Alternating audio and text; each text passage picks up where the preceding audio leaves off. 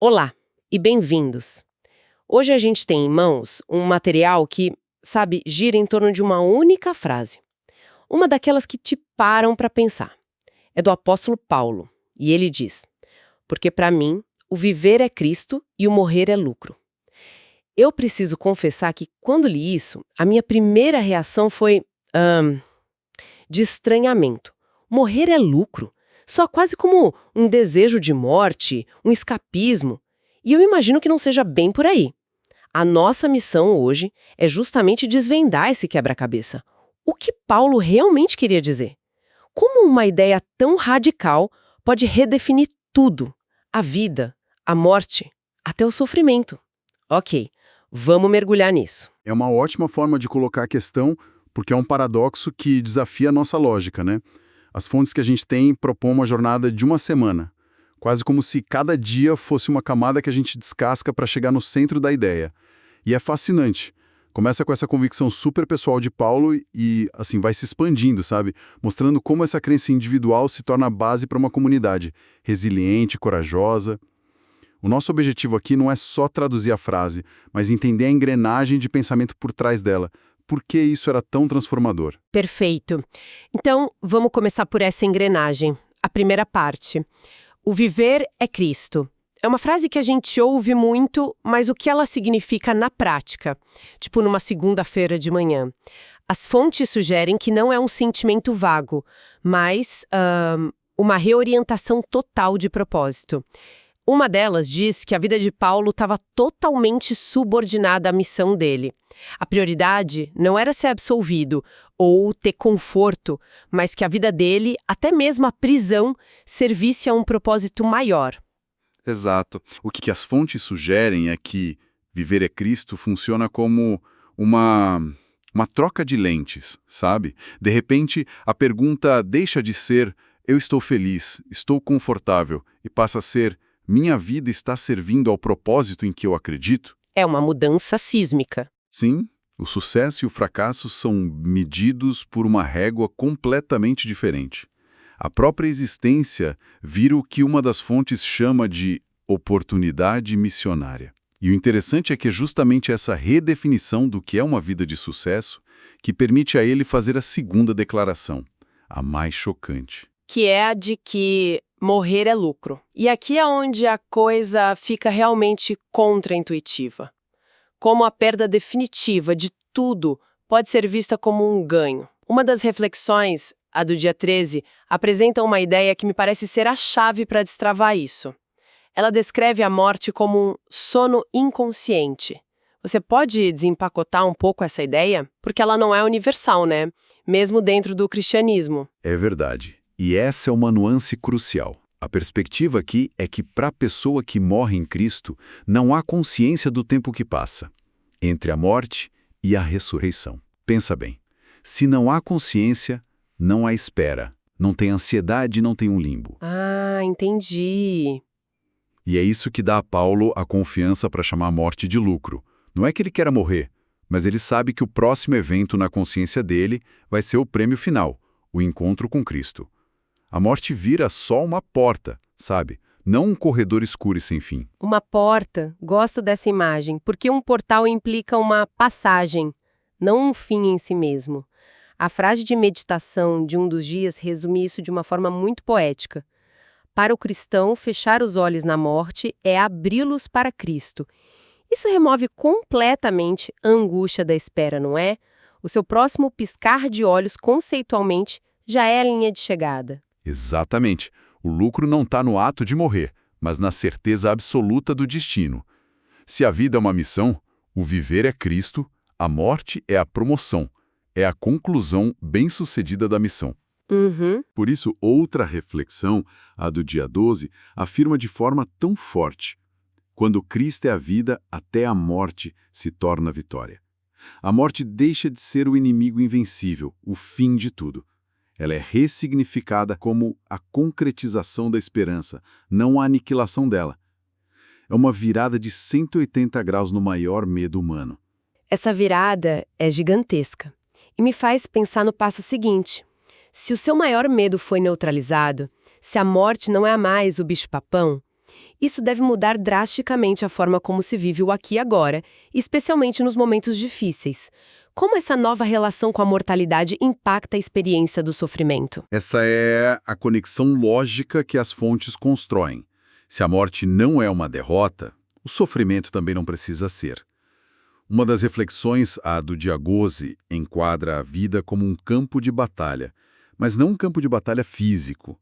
Ela usa o termo grande conflito, que aqui significa uma luta de cosmovisões. Uma batalha que acontece no campo das ideias, das lealdades. E nesse cenário o sofrimento ganha um novo papel. Um novo papel. Porque a nossa tendência natural é ver o sofrimento como um erro, uma anomalia, algo a ser evitado a todo custo. Mas as fontes parecem dizer o contrário. Uma delas aponta que a prisão e as dificuldades de Paulo, em vez de diminuírem o compromisso dele, tornaram-se um poderoso testemunho. Mas, sendo honesta, a frase de outro dia, que diz: quando Cristo é o centro, até o sofrimento se transforma em louvor, é bonita, mas não soa um pouco como uma romantização da dor? Como as fontes evitam que isso vire uma desculpa para não lutar contra a injustiça que causa o sofrimento? Essa é uma objeção muito importante e muito justa. E as fontes abordam isso não glorificando a dor em si, mas o propósito que pode ser encontrado através dela.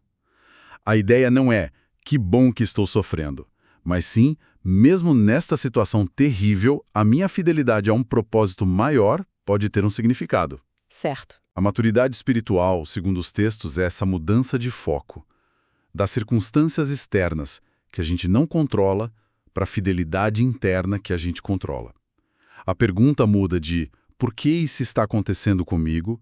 para "como posso ser fiel ao meu propósito apesar disso?" Não é sobre passividade, é sobre resiliência e foco. Entendi. Então não se trata de aceitar a injustiça, mas de não deixar que a injustiça defina seu valor ou sua missão. É manter o leme firme, mesmo na tempestade.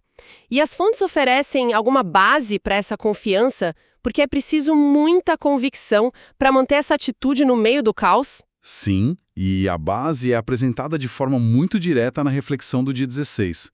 O texto direciona o leitor para um ponto de ancoragem: a cruz. Na perspectiva cristã, a cruz é o argumento final. Ela é apresentada como a prova de que Deus não é um espectador distante do sofrimento humano, mas alguém que mergulhou nele. Portanto, a confiança não se baseia na promessa de uma vida sem dor, mas na companhia de um Deus que entende a dor. A confiança não está na ausência de problemas, mas na presença de um propósito que transcende os problemas. Sabem, isso me faz pensar. Se uma única pessoa consegue desenvolver essa mentalidade, essa resiliência, ela já se torna alguém notável. Mas o que acontece quando você junta dezenas, centenas de pessoas que compartilham essa mesma perspectiva? O efeito deve ser multiplicador.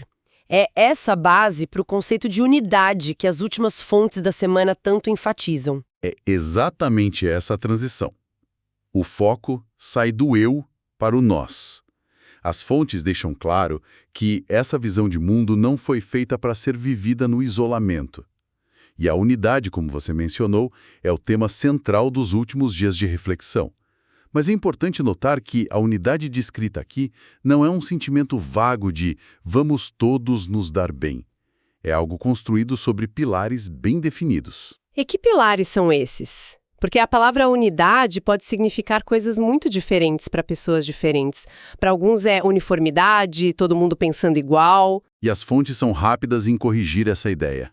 A frase de meditação do dia 14 diz: "A unidade cristã não é uniformidade, é comunhão na verdade".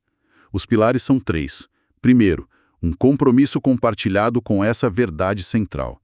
Segundo, a consagração pessoal, ou seja, cada um levando a sério a sua própria jornada. E terceiro, e talvez o mais difícil, a humildade. Um dos textos chama o orgulho de "a raiz de toda desunião", e a humildade de seu antídoto. Então, a unidade é o resultado de pessoas comprometidas com uma verdade maior que elas mesmas e humildes o suficiente para colocar o bem do grupo acima do ego. Isso faz muito sentido. O orgulho é sempre a força que quebra qualquer grupo. E essa unidade construída sobre verdade e humildade tem um efeito prático, um resultado. Uma das fontes do dia 15 tem um título que é quase um slogan: Unidos e Destemidos. Qual é a conexão entre estar unido e ser corajoso? A conexão é direta e psicológica. Um grupo desunido é frágil. As pessoas estão mais preocupadas com as brigas internas do que com a missão externa. A desunião gera medo e insegurança. Claro. Por outro lado, um grupo coeso, onde as pessoas confiam umas nas outras e compartilham um propósito, isso gera o que as fontes chamam de ousadia espiritual. A coragem de um indivíduo é amplificada pela certeza de que ele não está sozinho. A união impede que a oposição consiga usar a tática do dividir para conquistar. Então a força do grupo não é só a soma das partes, ela é multiplicada pela coesão. A união cria um campo de força, por assim dizer.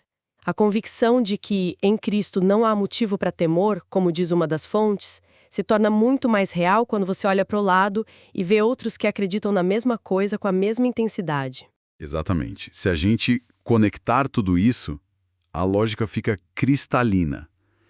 Começa com uma convicção interna profunda que redefine a vida e a morte. Essa redefinição te dá resiliência para enfrentar o sofrimento. E quando indivíduos com essa resiliência se unem com base na verdade e na humildade, eles formam um corpo coletivo que é incrivelmente corajoso.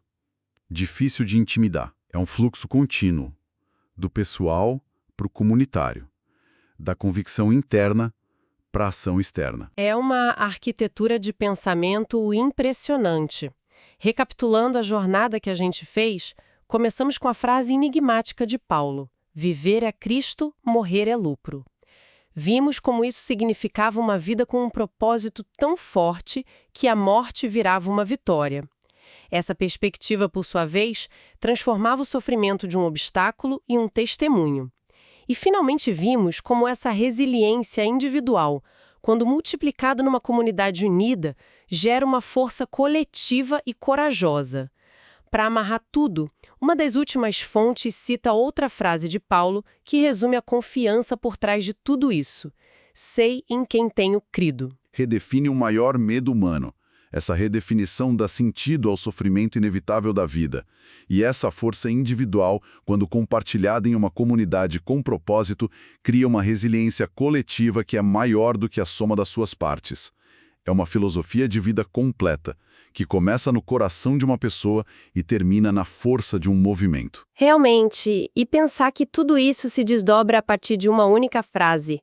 As fontes nos mostram que uma mudança de perspectiva sobre o fim pode alterar radicalmente como se vive o presente. E isso nos deixa com um pensamento para explorar. Se o medo do fim é o que, consciente ou inconscientemente, molda tantas das nossas decisões diárias, nossas carreiras, nossos relacionamentos, nossas ambições, que escolhas em nossa vida poderiam mudar se esse medo fundamental fosse genuinamente substituído por um profundo senso de vitória final?